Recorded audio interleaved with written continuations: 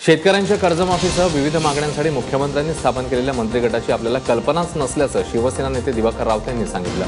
मुख्यमंत्र्यांनी याबद्दल आपल्याला अंधारात ठेवल्याचंही ते म्हणाले। बीडमधल्या गेवराई तालुक्यात अण्णासाहेब घाडगे या शेतकऱ्यांनी कर्जबाजारीपणाला कंटाळून आत्महत्या केल्याची धक्कादायक घटना समोर येते।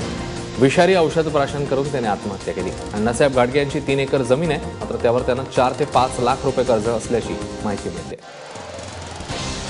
इकडे मध्य प्रदेशात मुख्यमंत्री शिवराज सिंग चौहान यांनी भोपाळमध्ये अनिश्चित काळासाठी उपवासाला सुरुवात केली आहे। मध्य प्रदेशातल्या शांतीसाठी आपण उपवासाला बसल्याचं त्यांनी म्हटलं। तसंच अहिंसेच्या मार्गावर चालणारा देश अचानक हिंसेच्या मार्गावर कसा आला असा सवालही त्यांनी केलाय।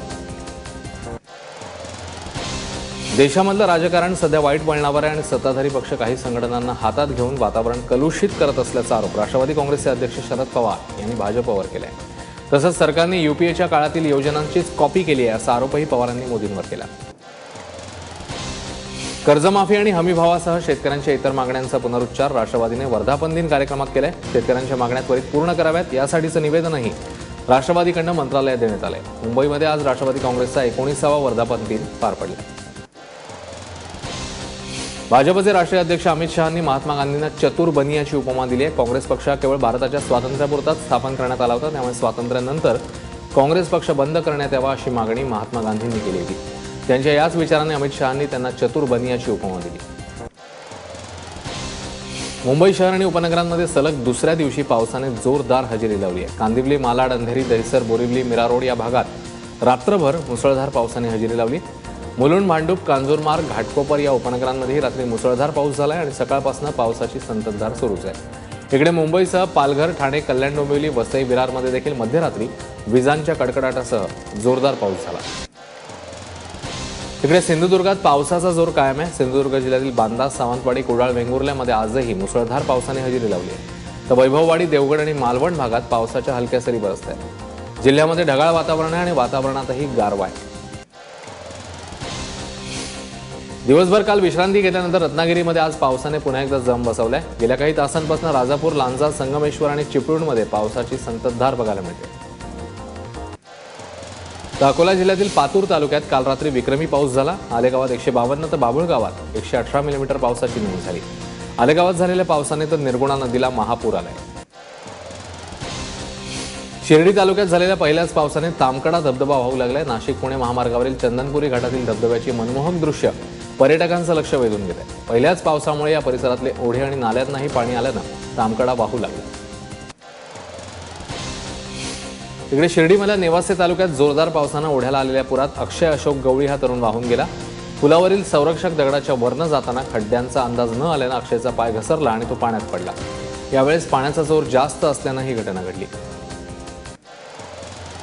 मंगळवेढ्यामध्ये वीज कोसळून 70 मेंढ्यांचा मृत्यू झालाय। मंगळवेढ्यातील दामाजी साखर कारखाना परिसरामधली ही घटना आहे। काल जोरदार पाऊस सुरू झाल्यानंतर मेंढ्या एका झाडाखाली आल्या आणि तेव्हाच त्यांच्यावर वीज कोसळली। त्यात 58 मेंढ्या आणि 12 शेळ्यांचा मृत्यू झाला। तिकडे गडचिरोलीमध्ये देखील वीज पडून 4 जण ठार झाले तर 8 जण जखमी झाले। गडचिरोलीतल्या मुलचेरामधली ही घटना आहे। आजपासून 30 सप्टेंबरपर्यंत कोकण रेल्वे पावसाळी वेळापत्रकानुसार धावणार आहे। या वेळापत्रकात कोकणात जाणाऱ्या गाड्यांच्या 1 तासांच्या फरकाने वेळा बदलण्यात आल्या आहेत। कोकणात होणाऱ्या अतिवृष्टीमुळे खबरदारीचा उपाय म्हणून रेल्वे प्रशासनाने हा निर्णय घेतला।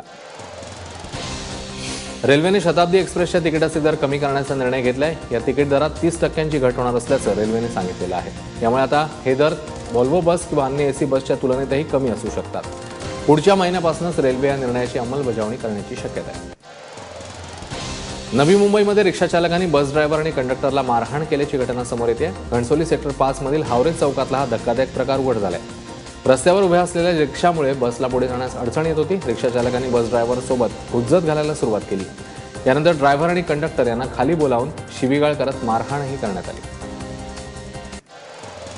मुंबईच्या गोरेगाव परिसरात प्रेयसीने प्रियकरावर ऍसिड हल्ला केल्याची घटना समोर येते। ओमसिंग सोळंकी असं जखमी झालेल्या तरुणाचं नाव आहे आणि त्याच्यावर उपचार सुरू आहेत। तसंच त्याच्या प्रेयसी विरुद्ध गोरेगाव पोलीस ठाण्यात गुन्हा दाखल झालाय। निफाड तालुक्यातील माध्यमिक आणि उच्च माध्यमिक कॉलेजमधील विद्यार्थिनींनी छेड काढणाऱ्याला चांगलंच बदलून काढले। रानवड साखर कारखाना परिसरातली ही घटना आहे। गेल्या 6 महिन्यांपासून योगेश पवार मुलींना त्रास द्यायचा, त्यांच्याशी अश्लील वर्तन करायचा। नागपूरच्या आर्मोर्स टाउनशिपमध्ये विजेच्या उच्च दाब तारेचा शॉक लागत जखमी झालेल्या जुळ्या भावंडांपैकी एकाचा मृत्यू झालाय.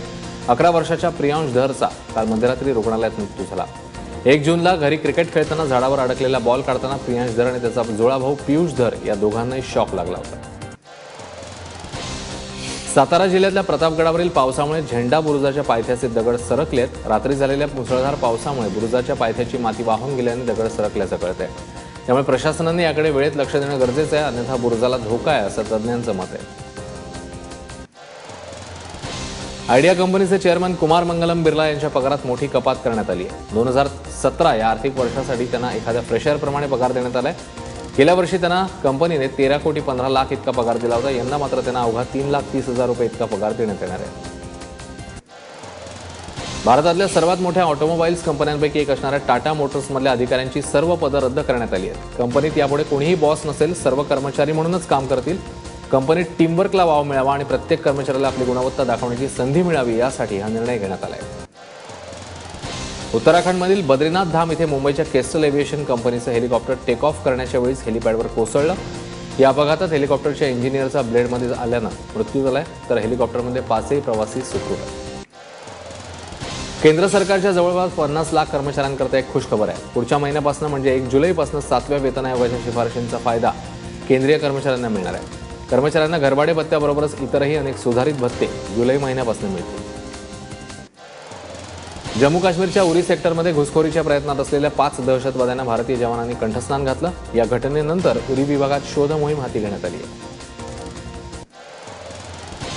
आयकर रिटर्न भरण्यासाठी आधार कार्डची आवश्यकता नाहीये, कारण केंद्र सरकारच्या निर्णयाला सर्वोच्च न्यायालयाने स्थगिती दिली आहे. आधार कार्ड नसेल तर पॅन कार्ड वापरून इन्कम टॅक्स रिटर्न भरता येईल असं कोर्टाने स्पष्ट केलंय. बहुप्रतीक्षित OnePlus 5 लवकरच स्मार्टफोन प्रेमींच्या भेटीला येणार आहे. OnePlus 5 येत्या 22 जूनला भारतात लॉन्च होणार आहे. याची किंमत 32,000 ते 37,000च्या घरात आहे.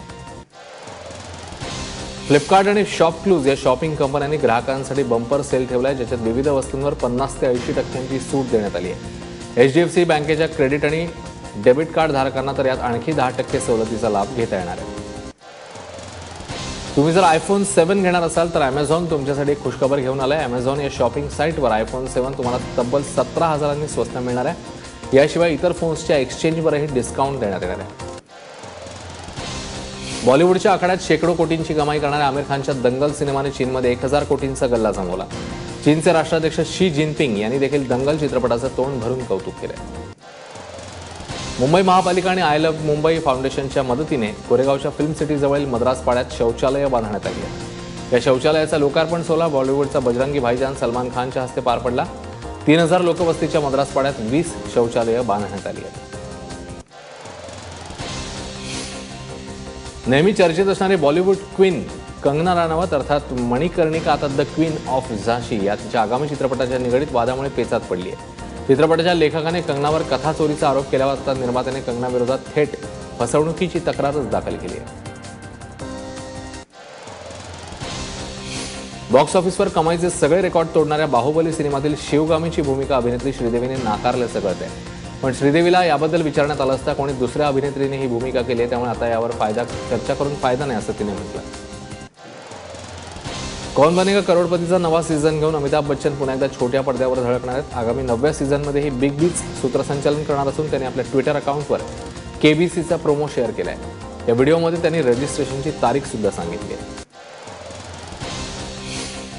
भारतीय संघाचे मुख्य कोच अनिल कुंबळे यांच्या भविष्याबाबत निर्णय घेण्यासाठी सचिन तेंडुलकर, सौरव गांगुली आणि VVS लक्ष्मण यांच्या क्रिकेट सल्लागार समितीने वेळ वाढवून मागितलाय. तर दुसरीकडे BCCIने वेस्ट इंडिज दौऱ्यापर्यंत कुंबळे यांनाच टीम इंडियाच्या प्रशिक्षकपदी कायम ठेवण्याचा निर्णय घेतलाय.